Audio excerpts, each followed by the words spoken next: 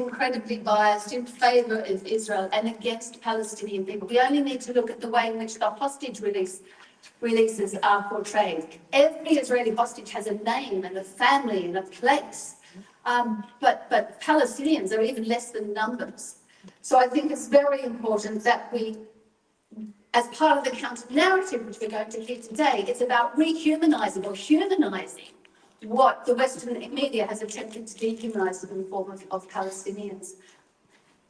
The other group of truth tellers who have been attacked incredibly severely by this genocide are the universities and the professors and students of those universities. Gaza's 12 universities have been decimated.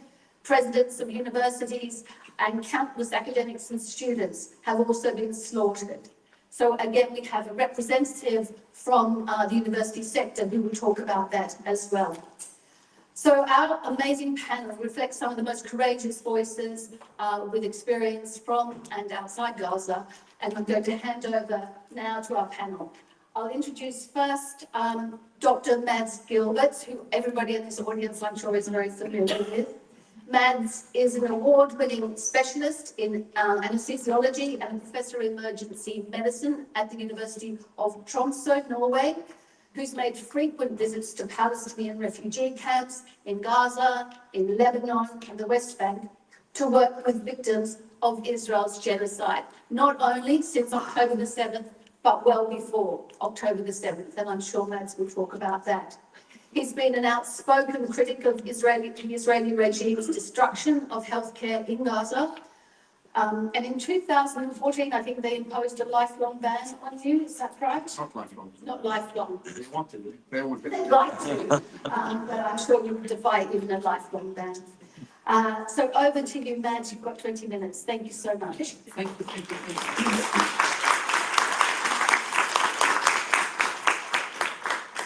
Assalamu alaikum. And shukran jazeelan for the black. That's the long one. That's wrong. That's wrong. That's wrong. No, yeah. That's fine. Yes. Thank you so much, everyone, for being here, and thank you to PRC for having this immensely important workshop. I want to say, first of all, that I should not have been the one standing here. In a way, I hate to be that white voice for the people who are perfectly capable of speaking from Gaza.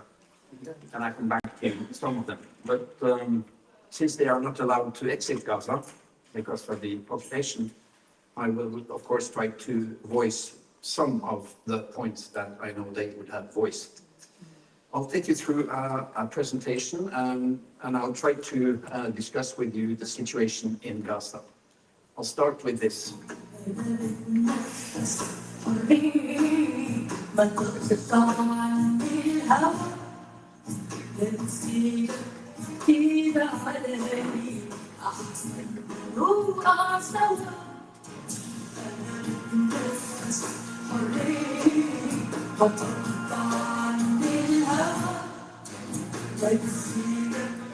It is a remarkable day of victory when the Palestinian forcibly displaced people of the north of Gaza are returning home. In fact, the first time that the Palestinian people have been able to return home after a Nakba. So this is really the courage of the Palestinians, and I'd like to quote Nelson Mandela, who said in 1962 that no power on earth can stop an oppressed people determined to win their freedom. And I think the Palestinian people are the vanguards, the forerunners for all the people of the world fighting colonialism, oppression, and occupation today. So give them a big hand.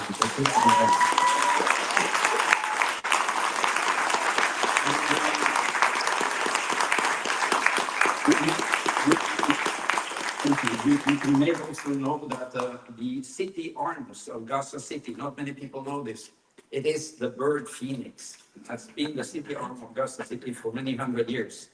And I've always been very impressed by that. You know, the bird phoenix is coming up from the ashes of the fire again and again, and that's what we see. So for me, this little video clip and this picture from 1 year ago, Ramadan a year ago, this Palestinian man standing on the beautiful beach of Gaza with his amputated leg, released from his crutches and doing the victory sign, not the peace sign.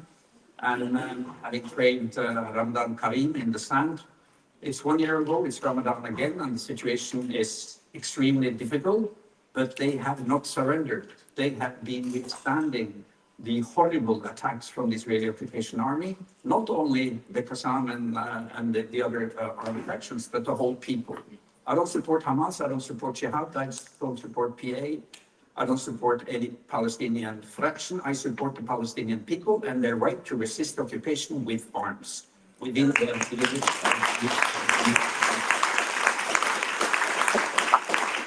and when I get, sort of saluted as a hero, I hate that. I am not a hero. These are the heroes. The Palestinian healthcare workers, the medical students, the nursing students, the doctors, the paramedics, the volunteers. I've been working with them since 1982, actually, in the first time.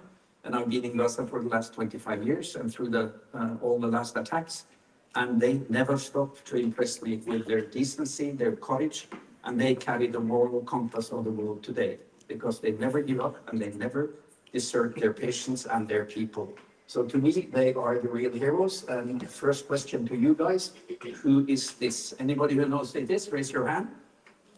Not one single, and that is an important point. I'll come back to that. You know it, of course.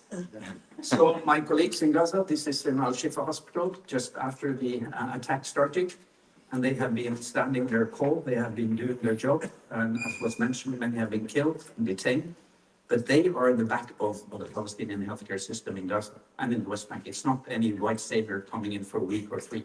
It's them, and never forget that, because when we are going to reconstruct Gaza, they are the ones who will be the leaders, and it will be under Palestinian leadership, because there is a high risk now that there will be a Trojan horse coming into Gaza and to the West Bank with international NGO industry trying to take over the national control of the healthcare system. So Gaza is our responsibility. And don't forget, if you can't go there, that's not the most important thing. The most important thing I do is not going to Gaza. It's my homework in Norway, in the solidarity movement, trying to influence the Norwegian government, trying to make a leeway in the West when it comes to the support for the Palestinian people. That's our homework. The Palestinians are perfectly capable of doing their homework when it comes to clinical medical work. And these are some of my pictures from the situations where I've been in Gaza, and I'm always, you get so touched by the children. 50% of the 2.1 million are children. The average age in Gaza is 18 years. It is indeed a child concentration camp, a pediatric concentration camp that never stops bothering you. So this is my slogan. It says in Arabic, Corona Gaza. It means we are all Gaza. That slogan was coined a few years ago, copying the We Are All Charlie Hebdo. And I think that is an important struggle, because Gaza is about not only the future of the Palestinian people, it's about our future, my kids, my grandchildren's future. Because if Israel and the United States prevails in Gaza, there is no more an international order. And we're back to the law of the jungle, where might defines right and not right defines right. That's why we're in Gaza. And anyone that you discuss Palestine and Gaza meet the argument, oh, it's so difficult? No. This is not a difficult conflict, and stop using the word conflict. This is a difficult occupation and an unbearable genocide. And we have to refresh our language and use the right terms. This is not a difficult conflict. So we need, in my view, we need more what I coined 10 years ago in a conference, evidence-based solidarity. In medicine, we always have to follow evidence-based guidelines, meaning based on numbers and facts and research. And I think we need more evidence-based solidarity, and I come back to what that is. And I practice not humanitarian medicine, but solidarity medicine, meaning that I side up with the Palestinians, and I work always under their leadership and in their healthcare system, not setting up a parallel system. So let us start with just an update on the fragile ceasefire. I don't know if you know it, but Israelis have violated the ceasefire agreement 269 times in 23 days. Quite an effort. And if you look at the details, they have been attacking Palestine, Gaza, through the ceasefire. They have been stopping the influx of relief. It's far too little.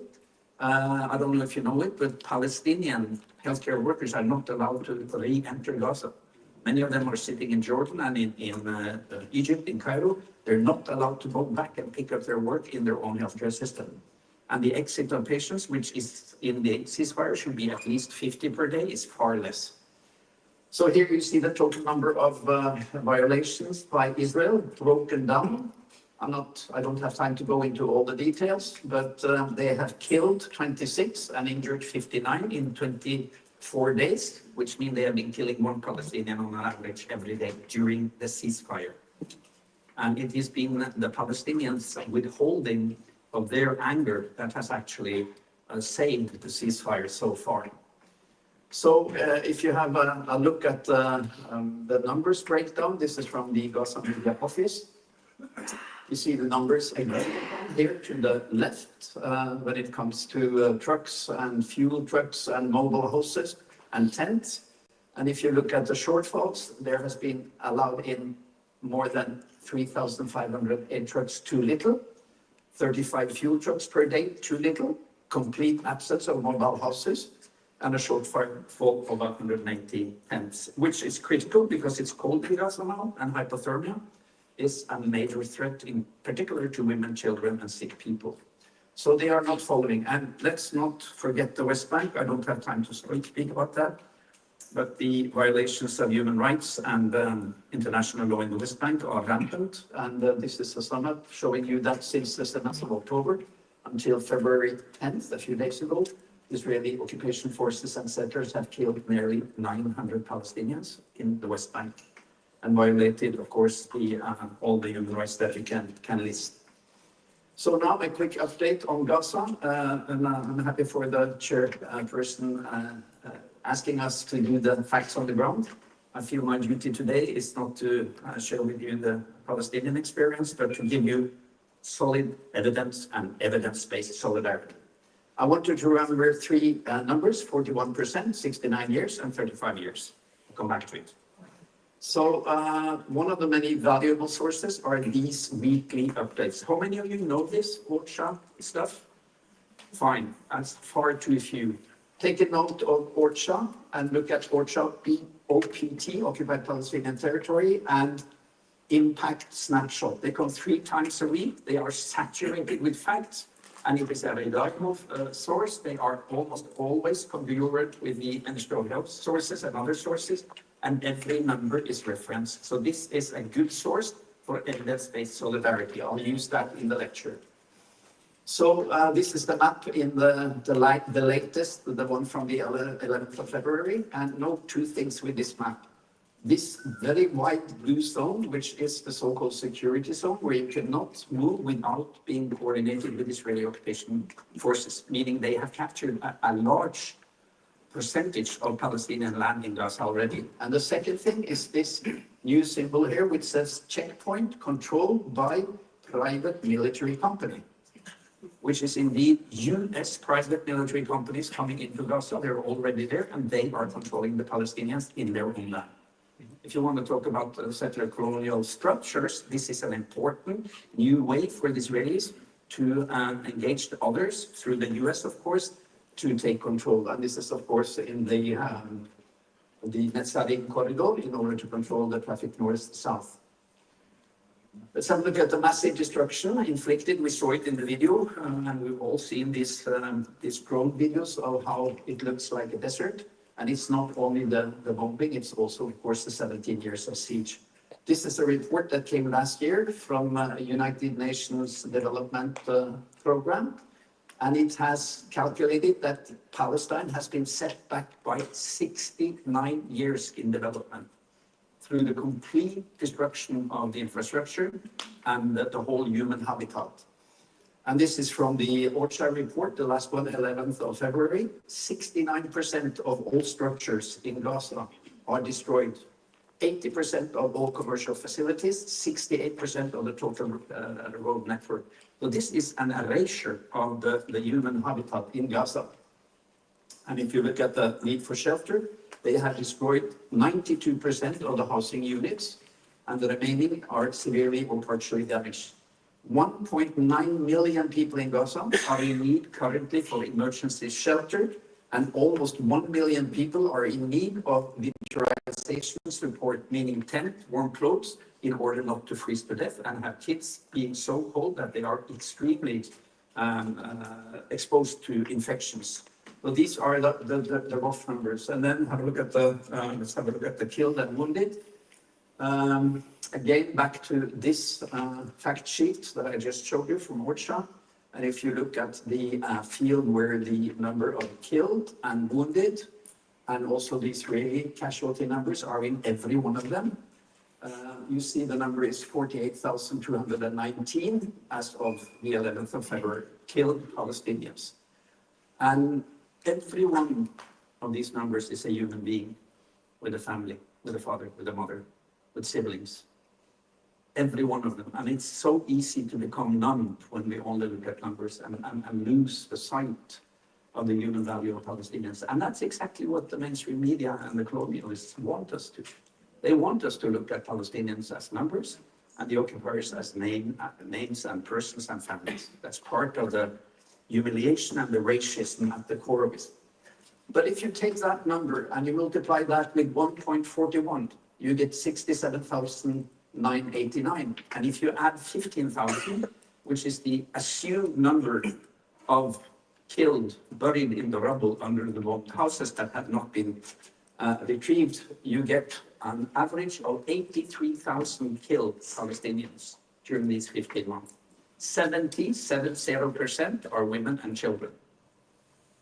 This is a massive war crime, and this is a genocide. And why do I say 1.4? Well, because of the evidence. This is a new study that came January 9th in the Lancet, which is the most prestigious scientific medical journal in the world. They have done very sophisticated statistical estimates, and they found out that the Minister of Health numbers of killed in Gaza, the Palestinian Minister of Health, which were accused of being too high, inflated, are actually 41% too low. Too low. So all the numbers that the media have reported, without any critical evaluation, have been massively too low and has misled us in the understanding of how dramatic and how brutal the killing has been. And they are humans and not numbers. Let's come. This is from Israelis have killed around 18,000 children. This is what we see, we doctors, when we see the injured. This is the father and the child. The medical staff are doing heroic work trying to resuscitate them, but they fail. And Israel, they had a loss of 33 children on the 7th of October. That is 33 children too much. No child should get killed, neither in Israel, nor in Palestine, nor in Congo, nowhere. That's why we have the human rights of children, and that's why we have international protection. But if you look at the numbers, the Israelis have probably killed more than 18,000 Palestinian children in Gaza. And if you do your math, it shows you that for each killed Palestinian child, an Israeli child, the Israeli occupation forces have killed approximately 545 Palestinian children. That is an apartheid number. That is the mathematical expression of the difference in human value between a Palestinian and a white or a Jewish child. Imagine the opposite. Imagine the opposite. That 18,000 Jewish Israeli children have been killed during a siege and bombing of Tel Aviv and Haifa, what the world would have done. This is the hypocrisy, this is the double standards. And then in addition to all the ones killed, we have a new category of children, the WCNSF, the wounded child with no surviving family. A large number, around 17,000. And for the child to survive a trauma and a loss, the most important factor is not an American or a Norwegian psychologist, it is your family, your culture, your religion, and your belonging. So by destroying the family structure of Gaza, they are trying to eradicate the DNA of the resistance, actually. And then, just a little sidestep, they are humans, not numbers. 1,060 have been killed, according to the last UN report, probably more, Palestinian healthcare workers in Gaza.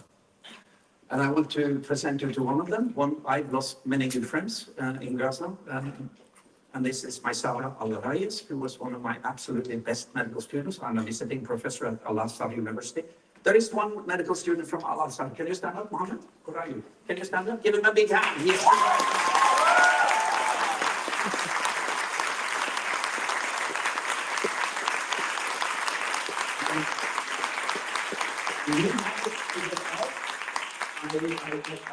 We were training together at Al-Azhar, and he is now finishing his medical exams. And he was in this project that we call You Can Save a Life, which my Sarah and I started together with Anas Ismail 8 years ago, when we train medical students to be instructors who go out to the communities and train lay people life-saving first aid, how to stop a bleeding, how to open the airway, how to do CPR, and how to stabilize the patient until an ambulance or you get into hospital. And my Sarah was a fantastic leader, fantastic leader. And here you see one of our first training sessions. He's sitting there. This is a vocational school in Gaza City. We've been training boys, female and male medical students, a fantastic training program. We even did research and we even published the results in the Lancet. And on the 6th of November, 2023, my Sarah came home from work. He had scholarship in UK, did his master's here, got lots of job offers, but decided to go back to Gaza to specialize as a pediatrician. Came back in the evening one day to the house where he lived with his father, mother, and 2 sisters, and 3 of the sisters' kids. And the Israelis bombed their house and killed all of them. Killed all of them. And the next morning, his 2 brothers came home after having been looking for bread. I started to dig in the rubble to try to find them, and the Israelis came back with a drone and killed them too. They eradicated the whole family. So rest in peace, my Sarah. You're one of the 1,050 Palestinian healthcare workers deliberately targeted by the Israeli occupation army. We will never forgive, and we will never forget. We promise you. We will continue until there is justice. So it's not only war trauma, killed and amputated, but there is what Dr. Youssef Abrish, who is the Minister of Health in Gaza, told me last year in around summer. He said, Dr. Matz, we cannot only focus on the trauma and the killed. We have to focus on the triangle of death in Gaza. And this is the triangle of death in Gaza. Starvation, too little food. Dehydration, not enough drinking potable water. And disease. And of course, in a population of 2.1 million, you have strokes, you have psychiatry, you have diabetes, very high prevalence in Gaza. You have all the other common diseases for which there is no more healthcare system to take care of them. And if you look at this list of diseases, among others, there are 180 deliveries per day in Gaza. Tens of thousands of lactating and pregnant women. In these conditions, of course, that's a very high risk of having complications and diseases. And not only that, it is also hypothermia, which is a deadly killer for children and fragile people. And I just checked the weather forecast for Monday, after tomorrow. And you see it's down to 7 degrees and 5 degrees at night with precipitation and wind. It is a very dangerous combination of hypothermia, wind, and wet, which will expose hundreds of thousands of kids, elders, and sick people to hypothermia. They need tents, and they don't get the tents. So this is a deliberate, dreadful, and deadly lack of the most basic preconditions of life: water, food, shelter and hygiene, human security, and healthcare. All of this is systematically denied the Palestinian people by the Israeli occupation army, conducted by the Israeli fascist government, supported by the United States, by your government in the UK, and by many other European governments. It's systematic, we know it, we know the numbers, we have the evidence. And if you look at the food security, 91% of the population of 1.2 million people are projected to face high levels of acute food insecurity. And there are almost 500,000 people facing catastrophic levels of food insecurity. We know it. And as Martin Luther King said, he said, of all the forms of inequality, injustice in healthcare is the most shocking and inhuman. I agree to that. And the consequence of this is actually a situation with stolen lives, stolen life expectation and prospects of living. And that's why I want you to know the number of 35. Because just now there was another study in the Lancet where they had analyzed the life expectancy in Gaza. It was, before this attack, around 75 years. During 12 months of attack, the life expectancy for adults in Gaza, for anybody born in Gaza, has dropped by 35 years. By 35 years. You can expect to live 35 years shorter in Gaza, and that's not because of the bombing. That's because of the starvation, the lack of food, the lack of healthcare, the lack of shelter, the lack of security. All of these factors are the provisions that you need to have public health. We know that. We have massive evidence and research on this. And Israelis are systematically denying these factors to Palestinian people. So if you take the previous life expectancy, 76 years, it was before 2023, minus 35, you now have a life expectancy in Gaza of 41 years. Nobody talks about that. Why are these studies not presented in mainstream media and discussed? Okay, and then I'll finish the systematic Israeli attacks on healthcare.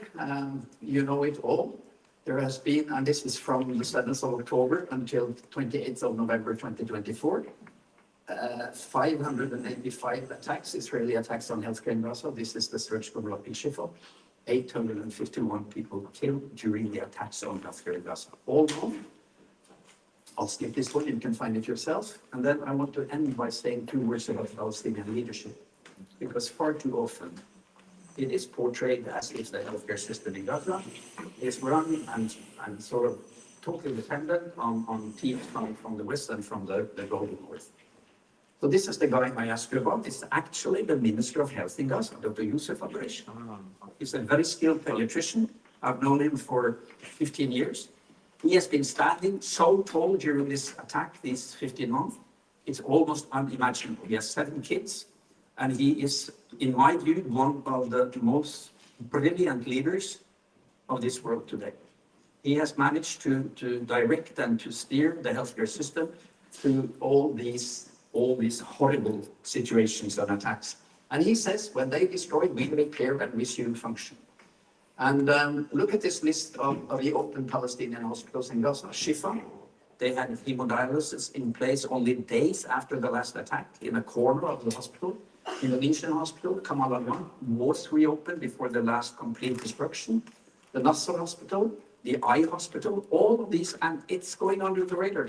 The West, the mainstream media don't want to talk about the Palestinian mastery and resilience and capacity to restore. And then you have NGOs like the Palestinian Medical Relief Society, who has 75 primary healthcare team on the ground in Gaza, seeing more than 250,000 patients per month. Nobody heard about it. Led by Dr. Mustafa Balkouti. Palestinians are absolutely capable, and we have to decolonize our way of looking at the Palestinians. So repair, restore, and reorganize healthcare in Gaza. Who should do it? How should it be done? And who should lead? And we just published this paper. My good friend James Smith, who was here, is coming back.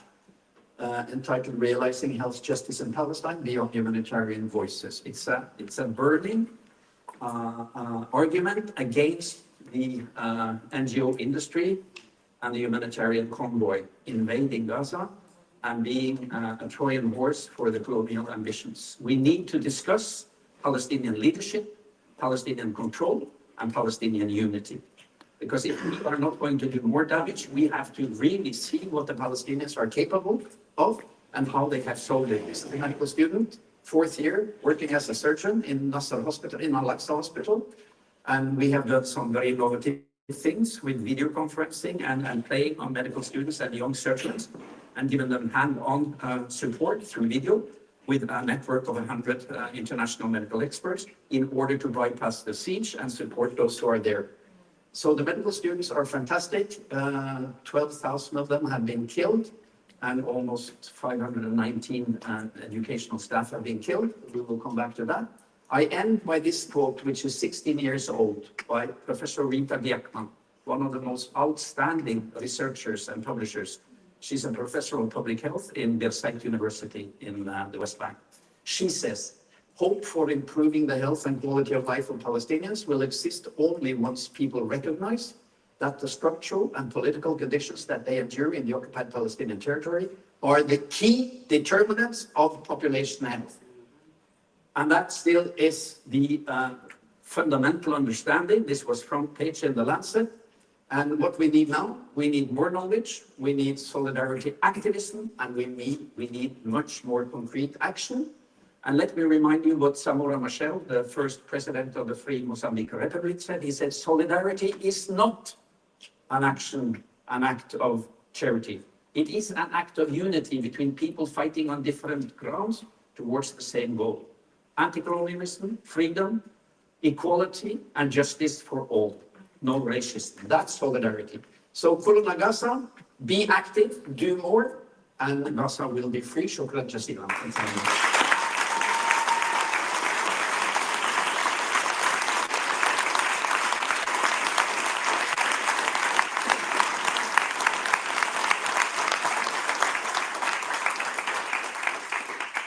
Yes, thank you so much for that amazing set of information and evidence-based knowledge that we can all use in all of our struggles, in our day-to-day conversations with friends, with those who require some counter-narrative.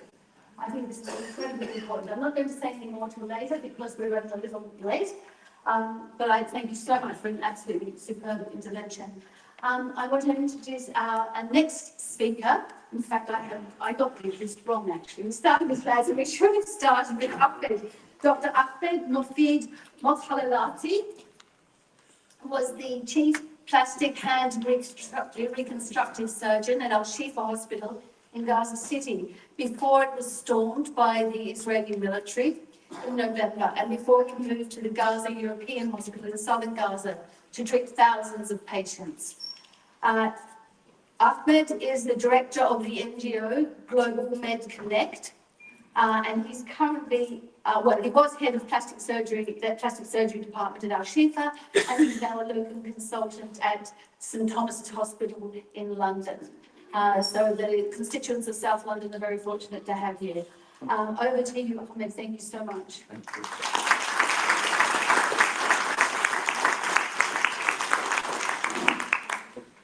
Thank you. It's really hard to talk after Matt. And I think he's hiding his double nationality. I think you got the passport. So it's a pleasure having him as a support to Palestine. And maybe it's one of the feelings which I had recently, last few months. I've been involved in many conferences, talks. And what I find really interesting that most of the people attending are not Palestinian in origin. And I believe this is the worst time for the Zionists, for the project of the State of Israel stealing and occupying other land, that all of these people and thousands and maybe millions outside this place are supporting Palestine and Gaza because this is a fair case. It's very easy to convince anyone how fair is this case and how brutal is this occupation. So thanks a lot for coming. Thanks for arranging this event. And what's interesting that the Students' Association is involved, and they are the ones who are really important to tell the narrative and to tell it to the younger generation. So in the future, once they are in really high positions, they will be able to help and support any fair case, and especially Palestine in the whole world. So that's me on plastic. I'm a surgeon. I decided to relocate from London in January 2023. I should have a reason. Okay. And then, okay. And it doesn't work. It works outside the screen. So it was my decision as Palestinian who had the chance to stay in London, or I was in Qatar before to stay, but I decided to go there to help the people, to really add a lot of effort to the health system, which was already under a lot of development and efforts. I was really pleased and lucky to be there when the war started, because that was the best time. I spent 10 months in Gaza during the war. That was the best time ever I spent in my life. I know what does it mean to be a health worker, a doctor, and how you can provide help to the people in very difficult circumstances. And unfortunately, in June 2024, I had to leave because I had to be linked to one of the international organizations. And then they gave me a hard time at the borders, Jordanian borders, and then they banned anyone with Palestinian roots to go back to Gaza.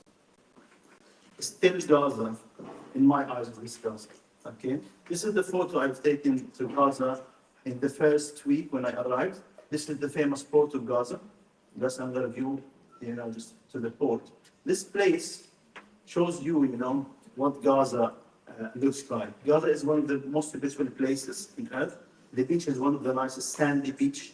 Whoever visited Gaza can see this, so the amount of resilience that people will show. Despite whatever happens, we still have, our beach full busy, even if they're attacking other areas. That was Gaza, full of restaurants, hotels, resorts, everything.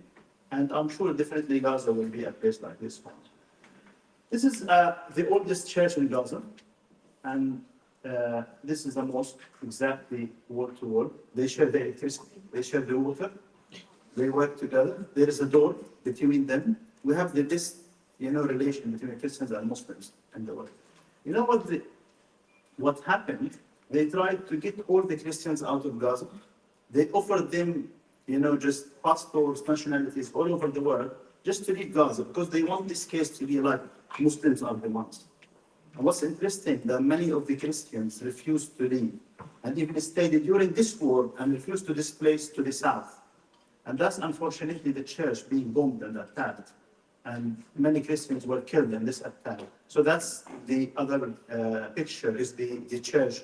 So they lived together, they were killed together, okay? Despite knowing that this is the church and the Christians were only inside that one. Health system before the war was one of the best health systems you can ever see. 36 hospitals, we had 10 systems in all specialties, 2 medical schools, research ethical committee, more than 200 visiting teams to Gaza per year. And I believe the national health system in Gaza is the best in the area. I'm talking about the governmental one. It's free of charge. All the subspecialists are there. We had a lot of experts coming from all over the world. And there was a continuous development. I wanted to go to Gaza, but you know what they said? They told me, actually, we were looking for plastic surgeons and maxillofacial surgeons because we want to start the training program. So it was not only me. I found someone like Dr. Abu Rish and the team supporting me and find me a place to go there. That's our department, burn unit. We started weekly, multidisciplinary team, exactly copying the same system in the UK. And the people were really good enough. They were attending every Monday this meeting. And they were paid exactly the same amount like before, very minimal amount of money, but everyone was really excited to join. That's our first national ortho and plastic meeting, trying to get everyone involved in the open fracture, the complex cases. And you know something? This is JP Hunt. He's the godfather of the microsurgery or super microsurgery for the new generations. He's one of the really big figures. I found him decided to spend 1 month in Gaza as part of a humanitarian work. He came, he spent the time with me. I found his presence very important, so I can do a lot of events and conferences. Graham Grom is a British orthopedic surgeon. For the last 12 years, he dedicated his life to improve and to establish a limb reconstruction project in Gaza, and he managed to have well-established limb reconstruction project in Gaza. He's a British guy. He doesn't have anything to do with Gazans, except that he felt that's a good place to do a lot of work. And a lot of other stuff. So these are 3 cleft surgeons, because we realized we have a problem with the cleft surgery, the congenital anomaly. We got 2 Indians. This is Ghassan and Sitta, on a regular basis, trying to improve the services. Time is not. So this was during the first siege of Shifast. I tried not to talk a lot about this point, but what came to my mind, this is a corridor in front of the, like 2 rooms. So here is one orthopedic consultant room, here is our Bush room, and here is the stairs. Just to understand what's happening. So we had to sleep in this little place because it is the safest place. The room here, Adnan room, the windows were broken. The troops were there attacking anyone moving in the room. And we had 200 dead bodies in the place, open for more than 1 week with very bad smell and out of flies. So we couldn't close the windows because they were all broken. And then it was unsafe for all means. And the same thing happened to that. And here in the stairs, that place, okay, we had a lot of rubbish because for more than 1 week, no one was able to go out of the room of the hospital. So all rubbish was in that place. Very bad smell again, cats and dogs in the hospital. And you will be sleeping here, and then you find the cat who just passed by the rubbish, just walking on your face. That's how we live this place. That's nothing compared to the fact that Adnan Bush was with us, but he didn't survive the genocide. Ahmed al-Maqalna, plastic surgeon, was with us, he didn't survive that. This is Mohammed al-Ibada, a famous orthopedic surgeon, limb reconstruction surgeon. This is Murad al-Kufa, another orthopedic surgeon. They were both arrested from the hospitals. We know nothing about them for more than a year for Murad, for more than, I think, 3 months now about Mohammed al-Ibada. And that's what happened. So I say we survived the genocide, but others didn't. That's the problem. I had my family with me when I was in Gaza for 2 months. That's my in-law house. They bombed the house. Luckily, they just targeted the first, like the top 2 floors. The family was here. They survived the attack. They had to come from under the rubble. They had to break the back door to go to the neighbors because the tanks were exactly in the street. And then I brought them to the hospital. They spent 2 weeks with me in the hospital. When they left the hospital, they left their toys with me. But you know what I said? Trauma will always affect them. They were lucky to go outside Gaza because we have our passports. But every other children of Gaza stayed in that. It took me more than 1 year for the trauma effects just to minimize it. And it will never go. They will always have nightmares because of what they have seen in that. So what about the thousands, tens of thousands of other children in Gaza? The system was targeted deliberately, okay, just to collapse. These numbers were mentioned. Just I want to say something with like a zoom in effect. So the burn patients we had in the first month, I had more than 100 burn patients with over than 30%. For anyone just to know, any patient with more than 30% would go to a really big burn center. They have to be supported in ICU. They need a lot of blood transfusion, of surgeries, antibiotics, and everything, which we couldn't afford. The 20-bed capacity ICU was full in the first hour, and then we had to put these patients in the corridors, in the wards without anything. You know how much of these survived? Out of 100. It's only 1 patient survived out of this 100. So it's not only the attack, it's overwhelming the system, not allowing the evacuation, and then destroying the hospitals, attacking the hospitals, not allowing the healthcare workers to arrive. So literally, these numbers are real numbers. I lost 99 patients. It's exactly 105 patients, and I lost 104 of them in 1 month. And that's not because we couldn't do anything to them, or we don't know what to do, but we couldn't do anything. Shifa Hospital was mentioned, in a from legal perspective, but I will tell you, we were in Shifa Hospital. We had all of these things, all of these media campaigns. But one of the real facts, more than 2,200 patients had to be evacuated from the hospital without an ambulance, without medical escort, without anything. We had no oxygen, nothing for more than 2 weeks. This is one of the ambulances where I had to evacuate the patient. We got 17 ambulances for 700 patients. There's nothing. So this is a patient lying down. This is another patient. She had bilateral lower limb injuries. This has a spine injury, he can't move. This is a child with bilateral limb injuries. And that's another child in the lab with his mother. And then I had to send this patient without her husband and this one without his mother because there was no space.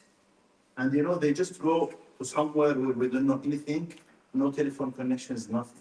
So that's one of the very unhuman things that we have to evacuate this way. We lost access to the pharmacy because the soldiers were in the pharmacy eating and drinking and staying in the pharmacy. That's how the hospital looked like. Okay, and you know what happened? Just before leaving the hospital, in the 24th of November, 6 o'clock in the morning, they destroyed everything critical in the hospital. They destroyed the generator, the oxygen stations, the other secondary oxygen station, the telecommunication department. They just used the They destroyed the water connections and supplies to the hospital. So they made all the efforts for this hospital not to work at all. And you know what happened? It was in the media, and then later on they realized there was nothing about Hamas. Nothing happened. They continued attacking the other hospitals. And even no one confirmed any single evidence about this thing.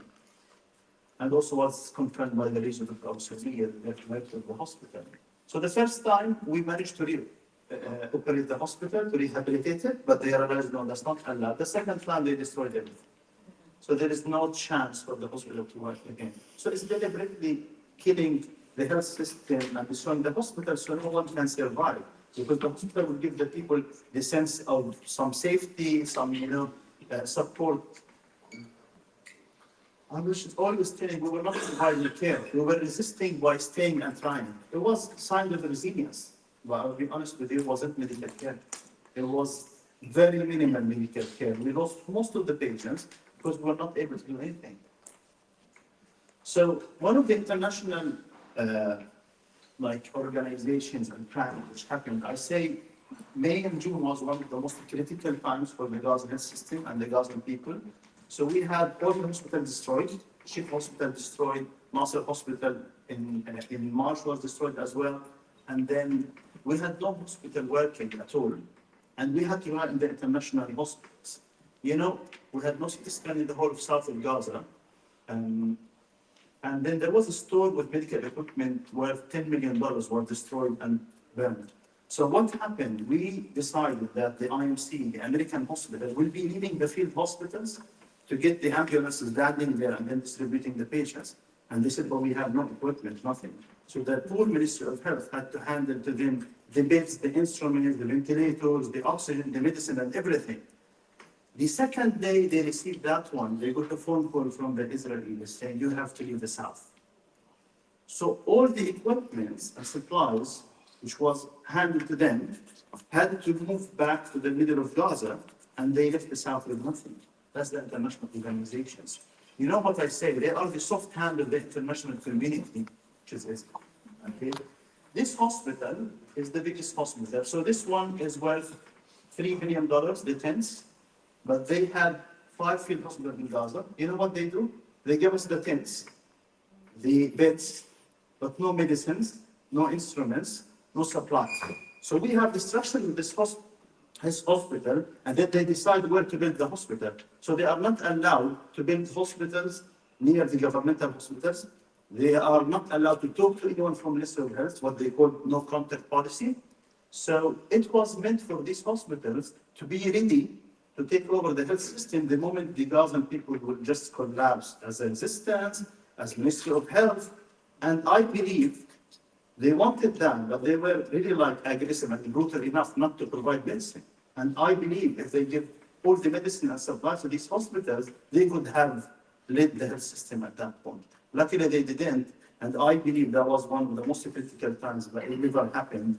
And I'm sure the Gazan people will never allow this to happen again, because now we're stronger than us, okay? That wasn't the weakness, the most weak times. That's how we worked in the field hospitals. I worked in one of these. So it's a container for surgery. They have nothing. This is a COVID gown, which you should not use at all. We have to cut it and use the leggings for instrument wrapping. And how does it look like? My wrist is exposed, which is not ideal for surgeries. This is the double standard thing, okay? I don't know. These are the hostages, the dead bodies. And this is the way we received our dead bodies, with no numbers. We don't know how much. They just take this truck of dead bodies. Where they were killed, we don't know. What are the names, we don't know. Some of them have numbers, some not. Okay? And then the whole world, okay, would just be in totally different way in these things. European Gaza Hospital, I moved from the north to the south in November 2023. And all the hospitals of the north were destroyed totally, and the patients were moved or displayed, evacuated to the south. So imagine the poor European Gaza Hospital, which had 400 patients, all of a sudden it has to accommodate 600 more patients. So all of a sudden they got 1,000 patients, 600, and they know nothing about them. And they called me, they said, we have plastic surgery, can you see them? I tried to recruit the patients. It took me 5 days to see these patients. I found half of them are for plastic surgery. I was the only plastic surgeon at that time, no one with me, and no nurses who could come frequently because the European hospital is in the east part of Gaza, and it's a very dangerous area, so the people could not go most of the time frequently. So I had to rely on the medical students.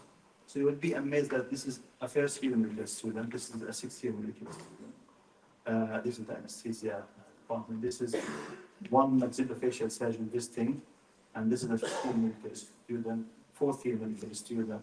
And it was run by medical students. I taught them everything. I had to do regular teaching sessions and training sessions for them in the middle of the war so they can handle this. That was the only way to do around 500 patients. So, and these people here, these ones, they were really good in picking the complex cases, the critical cases, and they will show you the Gazan people. So, for example, Hamza here, one day he called me, he said, I have a patient who we had done something on her hand, but he feels she's not conscious as before. Because I always tell them, you have to assist the patient as a whole, not only a limb or something. And then he said, I don't feel she's talking in a good way. I said, okay, do CT scan for her. Then the neurosurgeon refused to do the CT scan, and then I insisted on the CT scan. We realized she had hip trauma and epidural hemorrhage coming, and we had to take her to theater and save her. So the sad thing, this is Abdurrahman, he was killed when he was in his aunt. Okay. And the system, the people still showed out of resilience. That's the Shifa hospital when we reopened it again as a sign of resilience, by the way. It's just like opening the system, the hospital, like 120 bed capacity to show the people that we are still there. This is complex preflaps, which is organ transplant within the body. These are 6-hour surgeries. I've done the first case of ortho and plastic in Gaza in March 2023. And that, interestingly, I've done the same case in March 2024 in the field hospitals. But I had to do it in 2 parts because no one could tolerate 5 hours surgery. So we finished the first stage at 3 o'clock early in the morning, and I've done the second part of the stay. But we still do our best. The very important thing, genocide is still happening, guys. It didn't finish. As you mentioned before, many people that, by the way, 1 million of the people went back from the north, from the south to the north, in a destroyed health system, no hospitals. These people had no health care for more than a year. So no diabetes control, no diabetic food control, no cardiac disease control, no medications, nothing. So they are overwhelming the system, but there is no system. They are overwhelming the tents, in the streets of Gaza. The Shifa hospital will never function again. They are discussing just, demolishing this and rebuilding it, unfortunately. By the way, the international NGOs are still not given permission to work in the north. So no single NGO worked in the north yet, okay? Except for the local efforts. No field hospitals allowed in Gaza. So there are 6 field hospitals waiting in the borders, and the Israelis didn't allow any of them.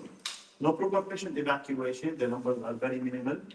And the healthcare work access. So I was banned to go back, and every Palestinian healthcare worker, just was banned. This is Victoria Rose. She's my mentor, my teacher in London. She's been to Gaza 3 times during the war. She still wanted to go. On the 12th of February last week, she went there. She tried to get in. They denied her access. She tried 3 times, and then they said no. And interestingly, she told me 19 out of 42 denied access. And the ones who were allowed were the non-doctors, non-surgeons. So all just like the mining expert, the UN one, the managerial part of any mission, but none of the real surgeons or doctors who would come.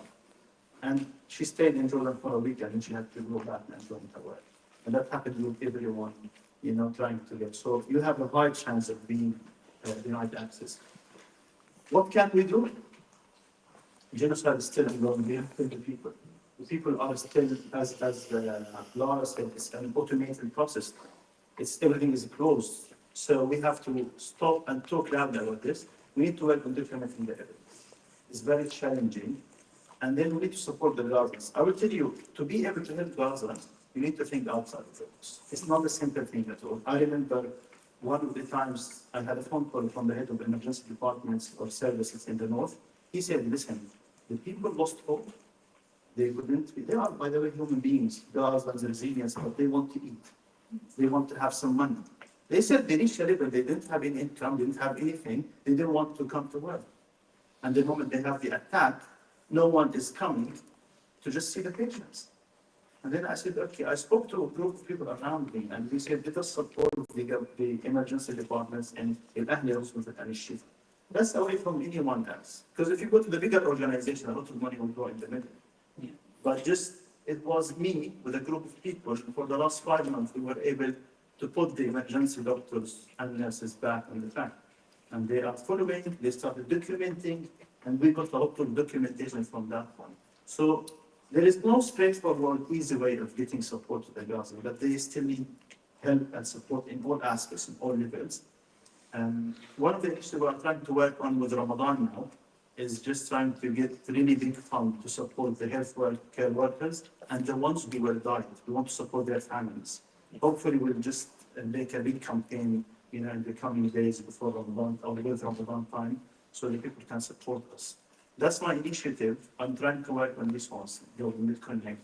We work really to get a lot of data. And one of the last point I want to mention, when we say we have 50 people killed, everyone will say, oh, this is Hamas to government data. We should not allow this to happen. These are the data from the people on the ground. They are all professional. They are healthcare workers. Would you say anything about Sudan, for example, numbers? Would anyone say the same thing? It's again, allowing this narrative of the occupation to say that one. By the way, the occupied lands is the name the British government officially gives to Gaza most time. So the occupation is a name. Just let us get it back, Whenever you check about Gaza, access to Gaza, it's called occupied lands. So occupied by whom? The final thing is Mahmoud Darwish, part of the really famous words. So this is when the people went back to Gaza. When they opened the borders, but the video of mass is usually on Twitter. So we have the past here, we have the first voice of life, we have the present, and the future. We have the world here and the afterlife. We believe as Gazans that this is what we do. And then if I want to conclude with something, okay, the more power they use, the less effective it is. And everyone knows that this occupation, when they reach this level of using the maximum power, the genocide, the ethnic cleansing, all of this stuff, it doesn't help them at all. It just accelerates the end of this brutal occupation. So this is a fact, everyone knows that. The occupation will end, but what will be the question? What was our role in that?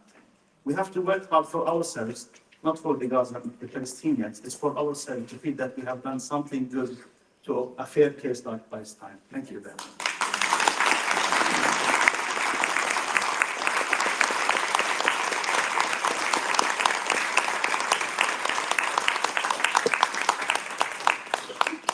Thank you so much, Ahmed, for that insight, that on-the-ground insight. I think that we can all imagine if this kind of information was in the Times, in the Guardian, in the Telegraph, that we'd have a very different debate outside in relation to this genocide. Thank you so much. Our third speaker on the panel today is Ahmed Al-Nur. Ahmed is one of Gaza's courageous journalists based in the UK and Euromed's Monitor Advocacy Officer. He was part of the team that founded the website that you may all know of, We Are Not Numbers, an outlet for many young Gazans to talk about their daily hardships, the daily life that they experienced during this genocide, as well as the Facebook page Across the Wall, where stories of young Palestinians were also translated into Hebrew for a different audience, for the Israeli audience. On the 22nd of October 2023, an Israeli aircraft targeted Ahmed's home in Deir al-Balah in the central Gaza Strip, an area that was designated safe by Israel. He lost a great many of his family in that raid. Ahmed, thank you.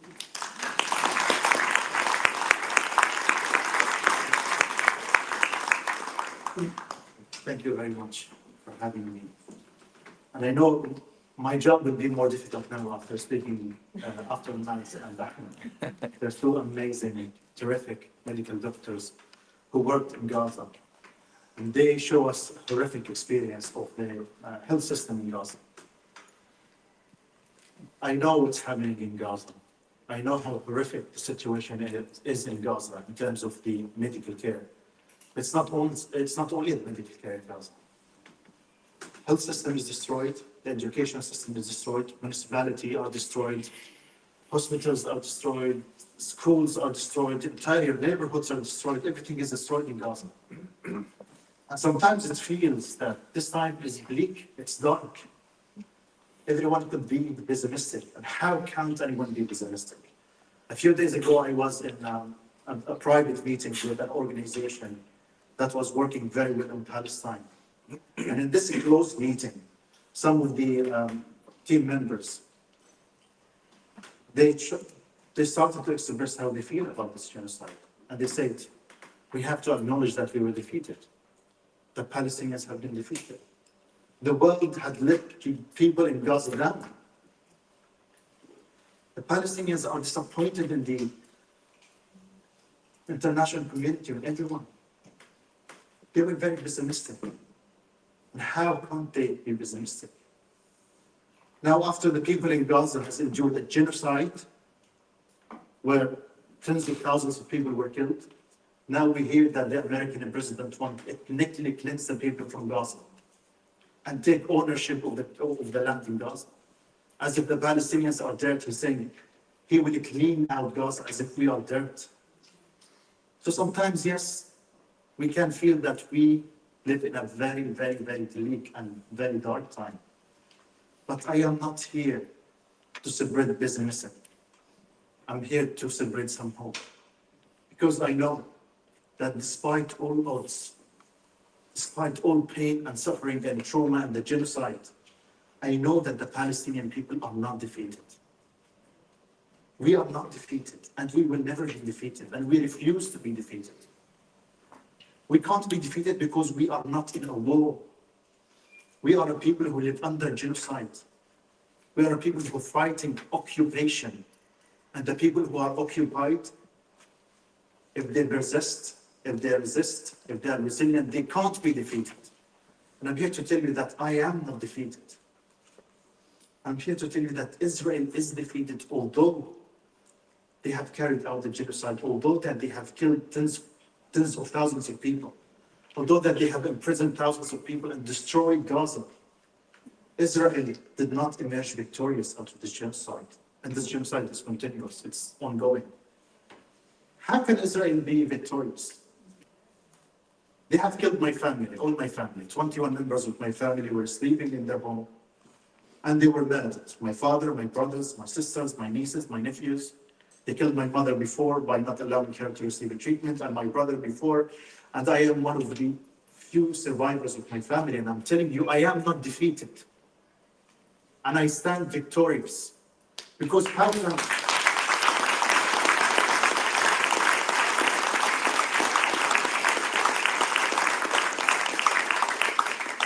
because Israel, as an occupying power, how can they emerge victorious after they have committed these crimes? How did killing my family give Israel any privilege, any value, any military achievement or victory? When you commit war crimes, when you commit genocide, you can't be victorious, even though you kill and destroy. When they killed my friend, Maysar Reyes, who was my flatmate here in the UK when we did our master's degree, when they killed him and they killed his family, all of his family except for one of his sisters, Israel did not win. There's no winning in that. There's no pride in killing that extinguished Palestinian doctor. They lost. And now Maysar has become a symbol for hope, for love, for the amazing doctors who work for their homelands. When Israel killed my friend Rifat al-Ar'ir, who helped me co-found We Are Not Numbers, Israel did not win because they killed an academic or a professor. They lost. They lost because Rifat al-Ar'ir has now become a symbol for literature, for education, for hope. Wherever I go, I will see that cloud of refugee everywhere flying. A few months ago, I was in Scotland, in Edinburgh, and I found this guy flying there. His poem, "If I Must Die," was everywhere. He inspired the world, even after he died. He's a Palestinian, and he can't be defeated. And his family are not defeated.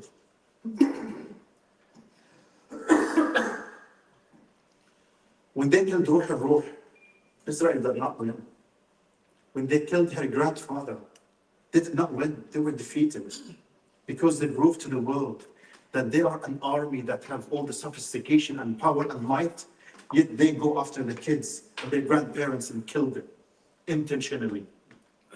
When they go and destroy a Shifa hospital, they do not win. Now more and more people, more and more doctors from all around the world know about these stories that you were telling us. And history will be written down in a way that will never glorify Israel anymore. When they destroy the universities, Israel is not winning. The more they kill of our innocent people, the more they kill of our doctors and patients and professors and poets and writers. We are not numbers, we lost 4 of our writers. They're not winning because we will immortalize the stories of the Palestinian people. They killed my brother 10 years ago. And in result, we started We Are Not Numbers to celebrate the life of my brother. They killed the whole of my family now. But ever since they killed my family, I have been traveling and going everywhere, speaking about my family, in every place, in every university, in every demonstration, in every protest. I will make sure that everyone knows my family. I will make sure that everyone knows every single person of my family. And I'm not alone in that. More and more Palestinians will tell the stories of their loved ones who were deceased, who were killed by Israel. Israel will not emerge victorious out of all. Israel is losing on the long run. And I know sometimes, as we live this genocide, as we see that Gaza destroyed, and the health system is destroyed and all that, we can feel a little bit pessimistic. But please have hope that Palestinians will not be defeated. Israel, when they started this war, they knew that they could not defeat the resistance, so they went after the civilians. And they said, we will punish the people in Gaza by killing as many civilians as possible. And they did that. And it pains us so much, the Palestinians, that we're losing our loved ones, that we're losing our families. But in the process of killing so many Palestinians, Israel made of themselves a pariah state, a rogue state. No one can ever again tell me that Israel is the only democracy in the Middle East, or the Israeli army is the most moral army in the world. No one can say that anymore. And more, now more people are speaking against Zionism. No one dared to speak against Zionism anymore. And at the beginning of the genocide, I went to a protest in London. I said, this is the beginning of the end of Zionism. And I say that loudly and clearly.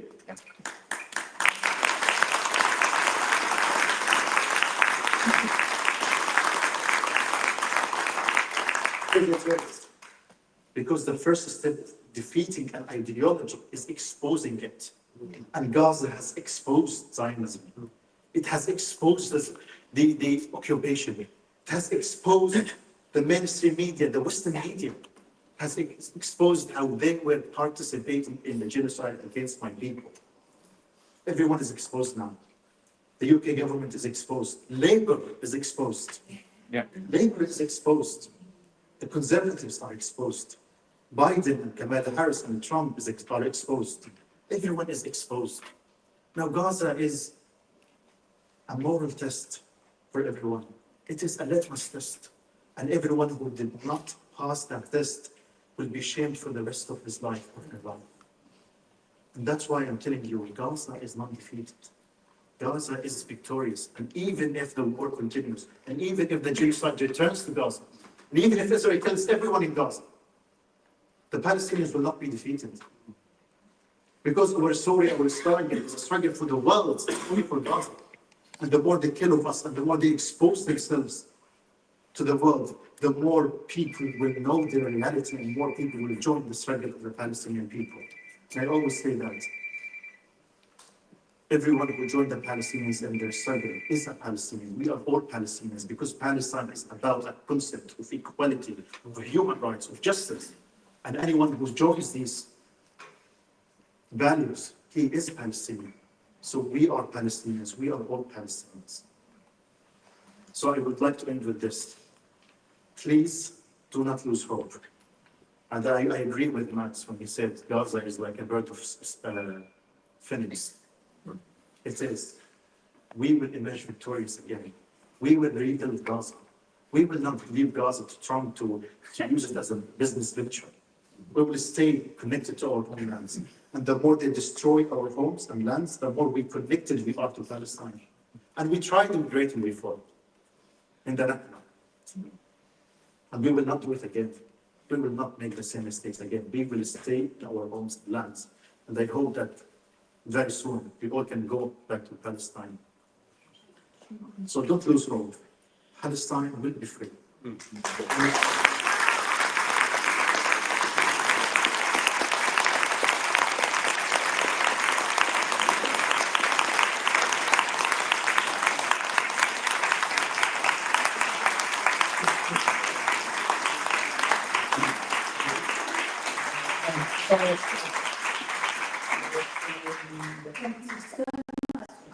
I'm not sure I've ever heard a better dialectical announcement of the impact of genocide.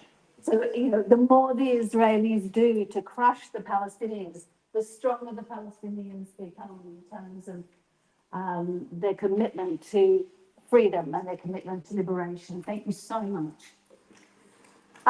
Now we have our final speaker on the panel, Dr. Wissam Ahmed. Wissam is a visiting researcher and Kara Senior Research Fellow at Cambridge University. And since 2020, Ahmed has been the Dean of the Faculty of Communications and Languages at Gaza University in Palestine. His work centers on political communication, warfare, and contemporary geopolitics, with a specific focus on terrorism, security, and radicalization, particularly in the context of the Middle East and beyond. He's published on Palestine, Israel, Islamist movements in the Middle East, and on Islamophobia. And it's very important that we have a representative from the academy because, of course, universities have been a major target for a very good reason, because that's about destroying the future of Gaza. So welcome, Wissam. Thank you very much. Thank you.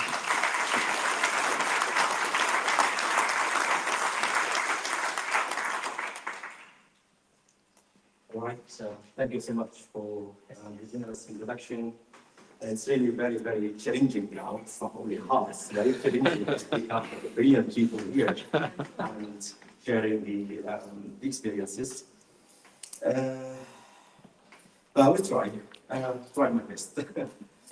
So actually, as a media researcher or political communication specialist, I would say, thinking about the media coverage or media, Western media specifically treatment of genocide,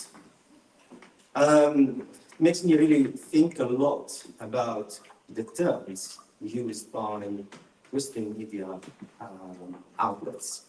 So the word genocide, catastrophe, Nakba, war would not really describe the moment you live in Gaza. The moment you try to survive as much as you can.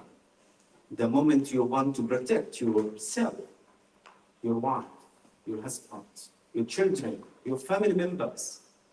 The moment you hear the consistent sound of drones at night when it is so dark. The moment when you hear the sound of the rockets. So all these terms will not really describe the real situation on the ground, the real experience that we have lived. Now I live in Cambridge, which I'm a bit lucky, but still I'm very worried about the rest of my family living in Khan Yunis, where our house is located opposite the Amal Hospital, where all the military operations on the ground happened. Also, I'm so worried about my students, my colleagues living and surviving and experiencing the genocide and all the military operations in Gaza. We were displaced multiple times together at the beginning of the war, before I was forcibly displaced from Gaza. I don't like the word evacuated, because leaving Gaza is not our decision. It's not, at least for me, it was not a decision to leave Gaza. Before I worked at Newcastle University some years ago, I was in Germany. I worked at Harvard, but then in 2020, I decided to go back to Gaza to work for my university. But then, once it happened, the genocide targeted every single sector in Gaza. I called it a second Nakba because what my grandparents and parents in 1948 and 1967 and all the vast wars have experienced, I myself and my daughter, alongside 2 million people in Gaza, experienced the war, the Nakba, the forced displacement from one place to another, from one corner to another, where security and safety are highly lost. And you hear the sound of the rockets, you don't know where to go. Even the so-called safety zones are not really safe, because thousands of people are killed or were killed on these so-called safety zones. Unfortunately, all these experiences and living situations in Gaza have not been objectively, largely covered or treated in the Western media. So I say Western media outlets are very complicit in the genocide. And I'm sure you have heard about the BBC documentary just 2 days ago was removed. Yeah. And this is exactly a clear example of the Western media complicity. So we need to challenge the narrative, the discourse. Talking about mainstream media coverage in the past wars would not really make any change, or at least big or radical change in the Western media treatment and coverage of the current genocide. Same narrative, the same unobjectivity or unobjective coverage, the totally biased narrative and adaptation of the Israeli narrative. So the occupation is rooted in the establishment of Israel on Palestinian land, where my family was forced to flee, and I personally was forced also to flee. So it is a continuous Nakba. It is a continuous genocide. The genocide or the Palestinian Nakba has not started on October 7th. It has been happening for years and years and years. We tried our best to survive our life in Gaza, which has faced the Israeli blockade and siege for the past 17 years. Here I would like to share, it's not a hope, but it is a way of resilience, how we try to survive, how we try our best to keep the education on the top priority in Gaza, in Palestine.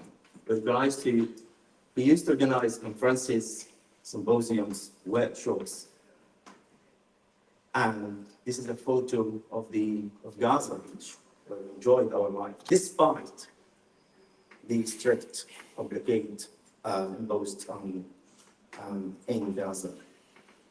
During the first months of the war, we tried our best, and you can see, to keep or to continue communicating with our students. We had to struggle how to charge our mobiles or our laptops. So we had to go to places, for example, to UNRWA schools or to hospitals where they had solar panels. We could charge our mobiles. And you can see in the second photo where is my neighborhood. It's exactly opposite the Amal Hospital. And you can see how the whole neighborhood is destroyed. In number 3, you can see my classroom at Gaza University, where I used to teach and host guests to educate my students. And number 4 is a photo of Islamic University, which is the biggest university in Gaza. It's totally destroyed. And number 5 is my university. There's a photo of my university, Gaza University. It's totally destroyed. And so not only the universities, but also the schools. So the schools have been also highly targeted, and not only the governmental schools, but UNRWA schools. So Israel targeted actually every single sector in Gaza. And here again some photos of the neighborhood where I lived, and in the corner, this is my flat in Gaza. It's totally burned and destroyed.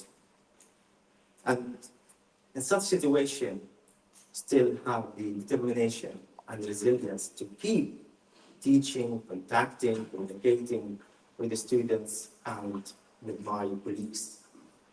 Because we consider education is a pillar of resilience, is a pillar to rebuild our generations or to establish our independent state. There have been many research papers have been conducted on scholasticide, but the common agreement with the various definitions of scholasticide is the Israeli systematic destruction of Palestinian universities, Palestinian schools, and killing Palestinian intellectuals. As you can see, this is Al-Aqsa University. Nothing has been left in the university. And here is another photo of UNRWA schools as well, has been completely destroyed. So scholasticide is not only about targeting the university campuses, but also about killing students, killing and targeting Palestinian intellectuals and academics. Here I give just quick statistics about the schools and universities in Gaza. We have 100% of our students and children are enrolled at the universities in Gaza. In Gaza, we have 796 schools divided between UNRWA schools and UNRWA and governmental schools. Also in Gaza, we have 12 accredited higher education institutions with over 87,000 students at the universities. And here, as I said, like education for us is education provides stability and upward mobility. And of course, education fosters dignity and national pride for every single Palestinian. Just a quick chronological development, the higher education institutions in Palestine, not only in Gaza, have been developed actually during the British Mandate in 1917, where the Al-Aqsa, where the Quds College was established, and then the development of the higher education system, universities and institutions have been, developed and improved until we have now in Gaza basically 12 higher education institutions. And you can imagine the beautiful campuses of our universities before they have been destroyed by Israel during only 15 months. And actually, Israel targeted or started targeting these universities only on the second day of the genocide. The Islamic University and the Azhar University were targeted on 8th of October 2023. And you can imagine how Israel deliberately targeted the universities and specifically want to have scholasticide in Gaza. Of course, as I said, the scholasticide has not started on October 7th. We have been struggling for a long, long time, for 17 years under Israeli siege. Or what to call it, the intellectual imprisonment from 2007 until now.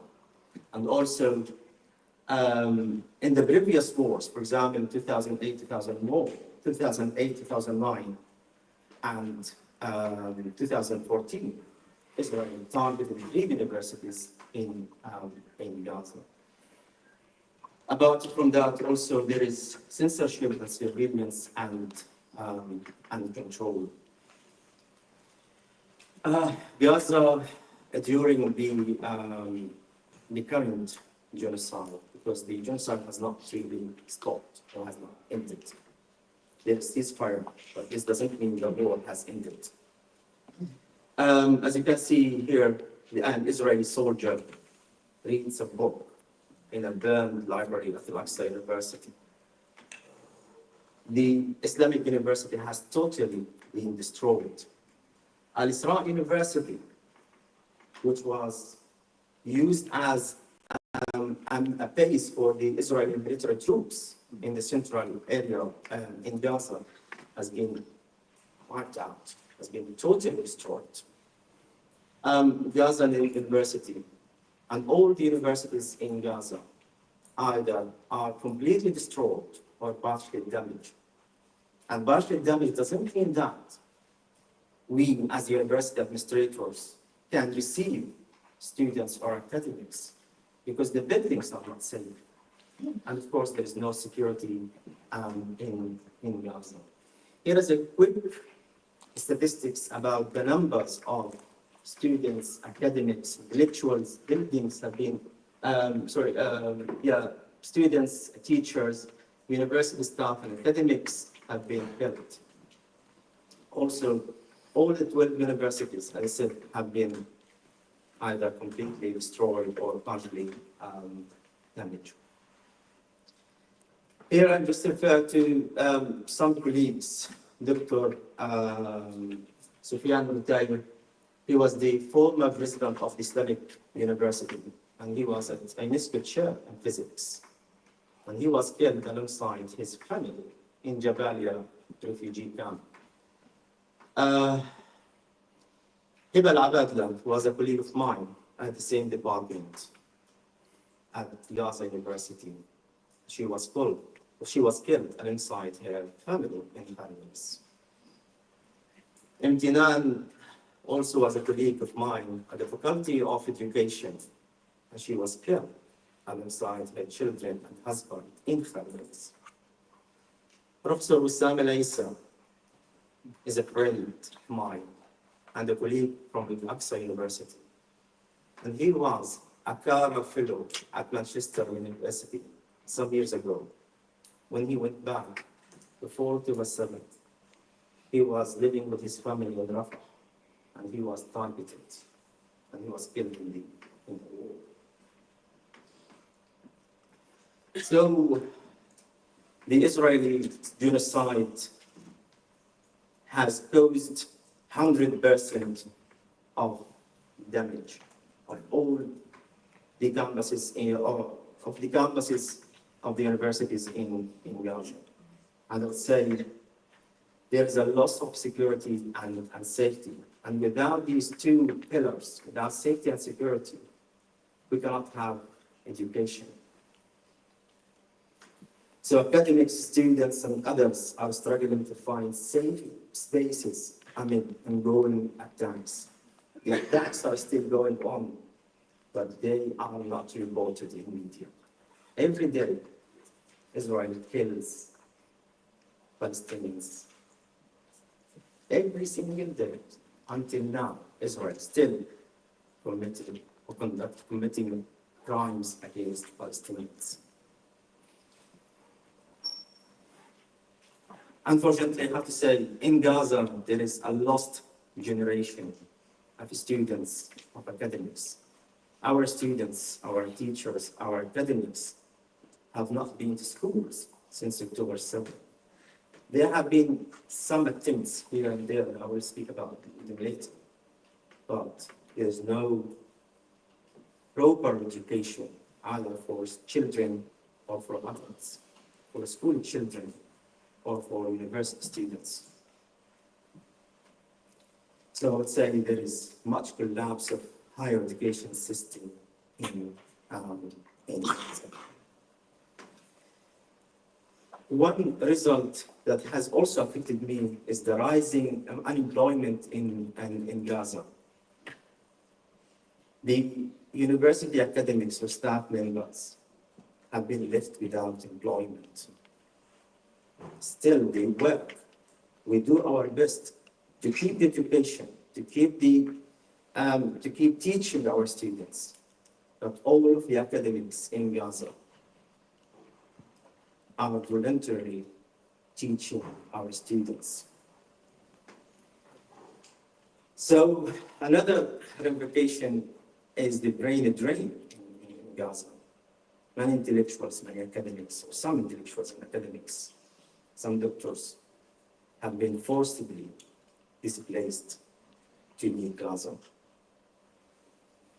Another ramification, I would say, is the psychological toll of the mental health and trauma. My colleagues here spoke about the trauma, and still, yes, we still face the trauma. We try to minimize the trauma, even we live outside Gaza. Our trauma, I would say, is doubled. So we have to survive here, and we have to keep in touch with our families. And once you hear, and happens to be hundreds of times, when you hear that there is an airstrike here, there is bombardment here, there are bombs here, and you try to call your friends, your relatives, your brothers, your sisters, and no one replies. You can imagine this moment. It's not only hard, it's not only difficult, it is really undescribable. So we still live. I don't want to speak about my daughters. When they saw the planes in the sky, they were scared because they thought the plane might drop bombs. When I took them to the fire, actually, in the New Year Eve, when they heard the fireworks, they were sleeping at that moment. But can you imagine when they got out, scared and crying so loud because they thought the fireworks were bombs. And you can imagine thousands of children in Gaza still experience the trauma. Thousands of students, 2 million people in Gaza are displaced and still face the trauma.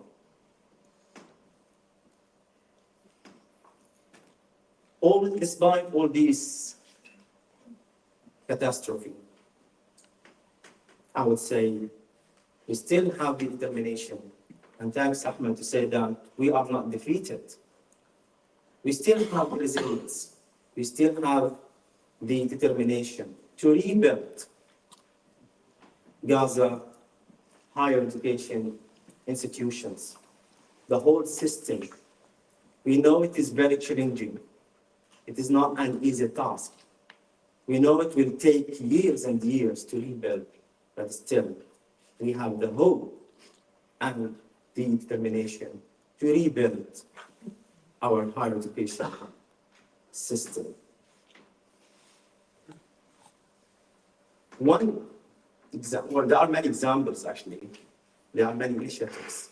But let me focus here on the internal initiatives. Our universities in Gaza have resumed the online learning in Gaza, despite all the challenges that we have. Electricity, we don't talk about electricity, or since October 7th, there's no electricity in Gaza. And during the past 17 Israeli siege of Gaza, we had 4 to 5 hours of electricity. Also, we talk about the internet connection. People in Gaza use eSIM cards with very limited data, so they can't access to the internet. Also, the struggle to find drinkable water or to stand in long queues in front of the bakers to get some pieces of bread. Within all these situations, you can imagine still our students, our academics, our professors still continue and do their best actually to continue the education, to continue learning and teaching. And here are examples where our students and academics try to examine, test, and defend their MA thesis and graduation projects.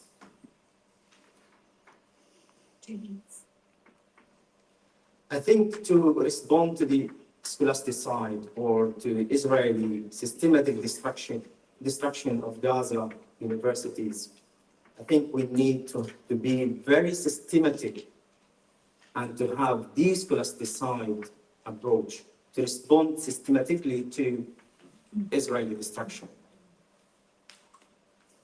We need to have a collective approach where more international collaboration for academic solidarity and funding. And I have to stress that solidarity is not charity. Charity is not charity. And funding is not a humanitarian aid or a charity donations. There should be strategically systematic approaches to rebuild Gaza. Systematic solidarity is important, but action is more important. We need to have both solidarity and action with a clear plan. People talk about plans for the day after, but unfortunately, from my experience and some intervention, some initiatives, some plans, unfortunately, so far there is no much focus on education. There is much attention paid to the health sector, to humanitarian aid, but still education has not got the attention. And I think we need to pay more and more attention to the education in the day after plans. And it should be Palestinian-led initiatives to rebuild higher education and primary education in Gaza. So here, just to focus mainly on 4 programs, technical implementation, because now mostly all the universities in Gaza resume online learning and then we need grants and fellowships for our academics and students in Gaza to support their resilience on the ground. And of course, we need much support for mental health. I would like to end my talk actually with a poem written by Dr. Rifat Al-Arir.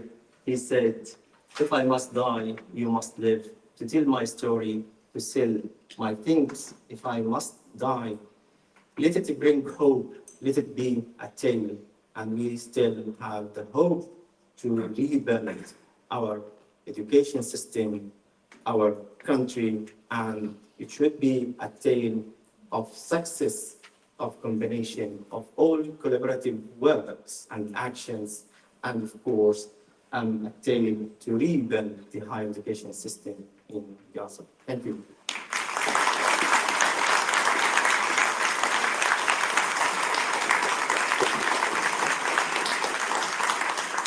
Thank you very much, Listener, for elevating the crisis in education that Israel has created in Gaza. But I love that you talked about how education will be rebuilt as it will. So thank you so much.